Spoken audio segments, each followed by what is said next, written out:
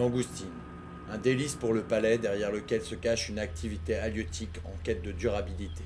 Les chalutiers langoustiniers, dont la technique de pêche engendre un grand nombre de prises accessoires, se mobilisent sur deux fronts principaux pour limiter leur impact sur la ressource.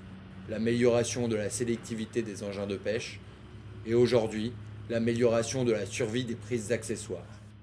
Nous suivons en Bretagne Sud un groupe coordonné par l'Aglia, composé des régions de la façade atlantique, de pêcheurs, de représentants de la profession, de scientifiques de l'Ifremer, de membres de l'association Planète Mer et de représentants de l'État français et de l'Union européenne. Son objectif, améliorer la survie des langoustines pêchées, mais non commercialisables, et donc rejetées à la mer. Donc voilà, la campagne survie avait deux principaux objectifs. Le premier, c'était d'estimer les taux de survie des langoustines rejetées après chalutage. Et dans un deuxième temps, on souhaitait voir si on peut améliorer ce taux de survie par l'utilisation d'une goulotte ou par la remise à l'eau rapide au fur et à mesure du tri des rejets. La mise en œuvre de cette campagne nécessite la mobilisation de deux navires. L'Atlantique de Philippe Stéphan, un chalutier professionnel pour être au plus près des conditions réelles de pêche, et le Thalia, navire scientifique de l'Ifremer, pour mener à bien les analyses.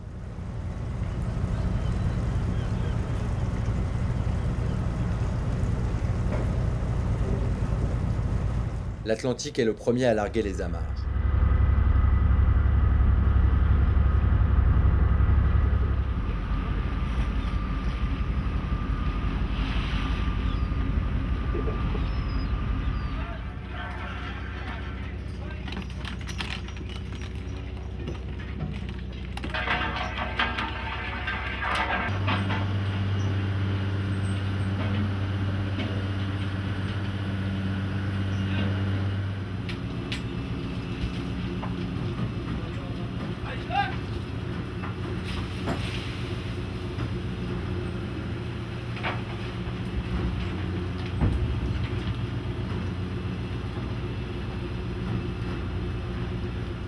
Donc à bord de l'Atlantique, eh bien, on a essayé autant que possible de faire des trains en conditions professionnelles. Des trains qui ont duré entre 1h et 3h40. Et puis on avait un puits de chalut 80 mm en vaseline.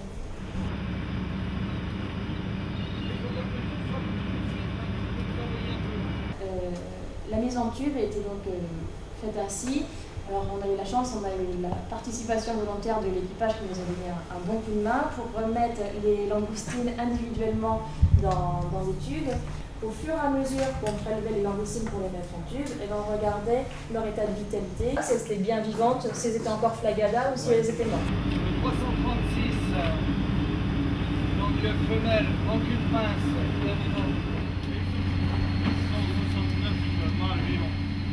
925, mâle bien vivant.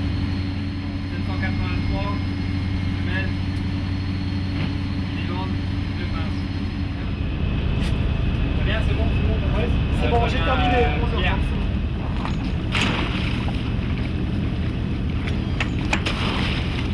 Les centaines de tubes remplis n'ont plus alors qu'à retourner à l'eau.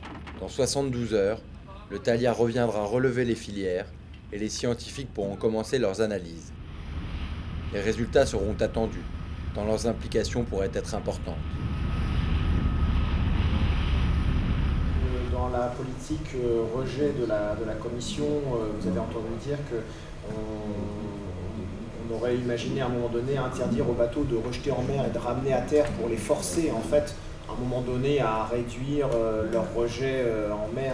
Enfin, pour des espèces qui survivent, ça a des conséquences quand même très lourdes que de ramener à terre ces rejets parce que ça accroît finalement la mortalité sur le stock. C'est pas simplement du poisson rejeté mort en fait en mer. Donc c'est pas une mesure de gestion simplement du quota en tant que tel, mais c'est vraiment, ça peut être compris comme une mesure de gestion de la ressource à part entière. Comme convenu, 3 jours plus tard, le Thalia part récupérer les filières de langoustines.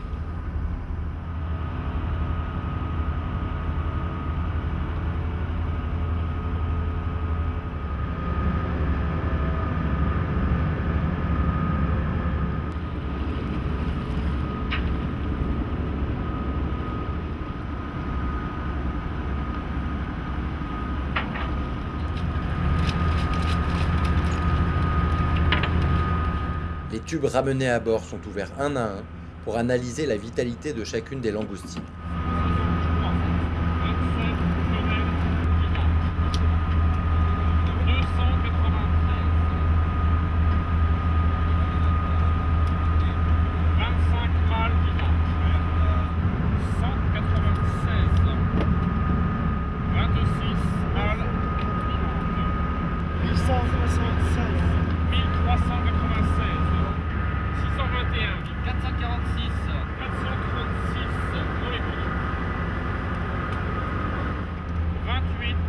Femelle, morte, moins une pince. Terminé. Toutes les données récoltées, la GLIA nous convie un mois plus tard pour la présentation de premiers résultats. Donc le bilan du travail réalisé, donc il y a eu 2 campagnes de fête, une en juillet, une en octobre. À chaque fois, c'était des campagnes de 4 jours. Il y a eu plus de 2000 langoustines qui ont été mesurées, mises une à une, individualisées dans des tubes en PVC. Sonia rentrera plus dans le détail. Et donc je vais lui laisser la parole là pour présenter les résultats. On avait d'un côté le navire professionnel, donc l'Atlantique, qui a été affrété pour 2 jours, qui a fait le premier jour 2 traits, le troisième 3 traits, et le deuxième jour 3 traits. Et en parallèle, il y avait le navire de l'Ifremer qui était sur zone, et puis qui était là pour, au bout de 3 jours d'immersion des langoustines en mer, pour relever les poches et estimer ce taux de survie des langoustines qui avaient été rejetées vivantes. Donc on a des chiffres quand même relativement élevés. Très peu de moribondes, ça veut dire que, à mon avis, au bout de 3 jours, eh bien, elles passent d'un côté ou de l'autre. Les taux globaux de survie ne sont pas encore disponibles puisqu'on n'a pas cette deuxième composante de la mortalité directe. Donc c'est pour ça que là, on a aussi besoin de vous parce que ça va faire l'objet d'un protocole spécifique de voir au moment même où les rejets sont remis à l'eau, quelle est la proportion de langoustines vivantes, moribondes et mortes pour pouvoir appliquer ce qu'on a trouvé là et calculer un taux global de survie. Derrière tout ça, l'idée c'est de mettre en place des systèmes qui permettent de remettre à l'eau les rejets langoustines plus rapidement. Donc on pensait à des systèmes de goulottes, donc c'est à développer, mais bon, il y aura des solutions techniques envisageables. Il y avait des goulottes démontables, quand les gars ils trient, vous leur mettez ça, les mecs ils signent. D'autres campagnes sont donc à prévoir, afin de compléter ces résultats partiels. La baisse de la mortalité des rejets doit être une préoccupation permanente, mais elle doit s'inscrire avant tout dans une politique de diminution des prises accessoires, grâce à la recherche d'une sélectivité sans cesse accrue. Depuis plus de 6 ans, les professionnels de la pêche se sont engagés dans cette démarche volontaire. Leur avenir s'écrira sur le terrain, et il se bâtira sur l'ouverture et le renforcement de telles collaborations avec tous les acteurs de la filière. C'est le sens de la démarche qui s'est engagée et qui doit se poursuivre vers une pêche langoustinière toujours plus durable, dans le respect des écosystèmes, de la ressource et des hommes qui en vivent.